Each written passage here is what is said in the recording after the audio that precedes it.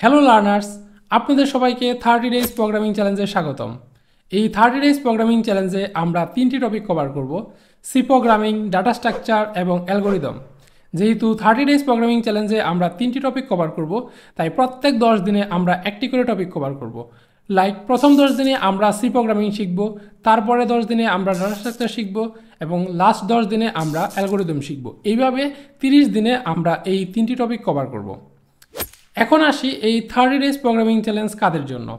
আপনি যদি engineering student হয়ে থাকেন বা আপনি যদি প্রোগ্রামিংয়ে ঢুকতে চাচ্ছেন, প্রোগ্রামিং শুরু করতে চাচ্ছেন, তাহলে এই 30 ডেজ প্রোগ্রামিং চ্যালেঞ্জ আপনার জন্য। কারণ আপনি যদি প্রোগ্রামার হতে চান তাহলে অবশ্যই আপনার জন্য এই 30 ডেজ প্রোগ্রামিং চ্যালেঞ্জ। বিকজ এই 30 ডেজ প্রোগ্রামিং চ্যালেঞ্জে আমরা প্রোগ্রামিংয়ের বেসিকগুলো শিখে ফেলবো। আর আমরা সবাই জানি C programming is the mother of programming language. তো আপনি যদি প্রোগ্রামিং শুরু করতে চান তাহলে অবশ্যই আপনাকে সি প্রোগ্রামিংয়ের উপর একটি ভালো দক্ষতা রাখতে হবে।